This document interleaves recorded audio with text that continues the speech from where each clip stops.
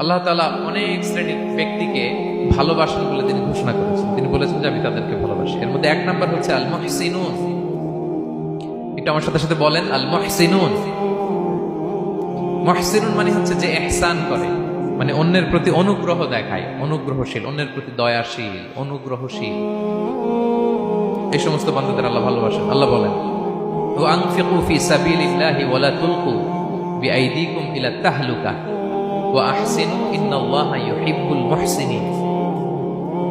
তিনি বলেন যে তোমরা আল্লাহর রাস্তায় দান করো আর নিজেরা নিজেদেরকে ধ্বংসের মুখে ঠেলে দিও না, আর তোমরা ইহসান করো অন্যের প্রতি, কারণ ইন্নাল্লাহা ইউহিব্বুল মুহসিনিন, আল্লাহ তাআলা মুহসিনিনদের ভালোবাসেন।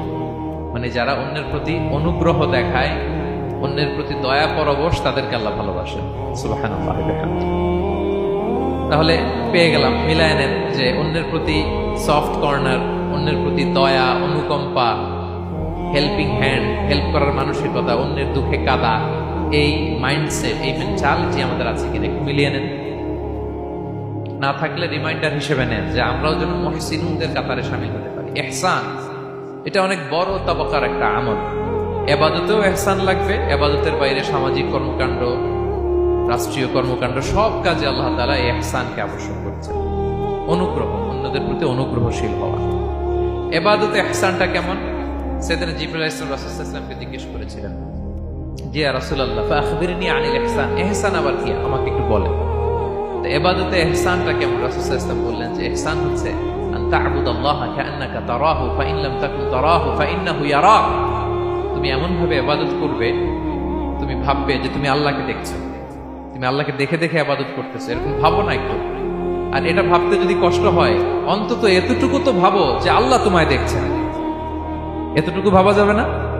আমরা যখন নামাজ পড়ি, আমাদের প্রত্যেকটা সালাতের মুহূর্তে আমাদের এটা ভাবতে হবে যে আল্লাহ তাআলা কিন্তু আমাকে দেখছেন। এই যে আমি ফিস করে সুবহান রাব্বিয়াল আলা পড়ি, সুবহান রাব্বিয়াল আযীম পড়ি, আমি তাসবিহ পড়ি, আমার রুকু সেজদা সবকিছু আমার আল্লাহ দেখছেন। এই সেন্স, এই অনুভূতি যদি আপনার মধ্যে থাকে, এটাই হচ্ছে ইবাদতের ইহসান।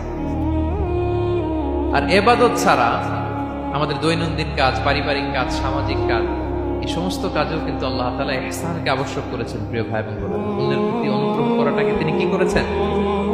আবশ্যক করেছেন। একটা ছোট্ট হাদিস শুনি।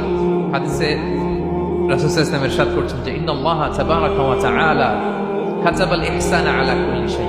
আল্লাহ তাআলা সব কিছুর উপর ইহসানকে আবশ্যক করেছেন, সব কিছুর উপর। মুমিনের সব কাজে ইহসান থাকতে হবে, অন্যের প্রতি অনুগ্রহের পরশ থাকতে হবে। এবার মজার একটা পার্ট আসছে হাদিসে, খেয়াল করে শুনুন। রাসূল সাল্লাল্লাহু আলাইহি ওয়াসাল্লাম বলেন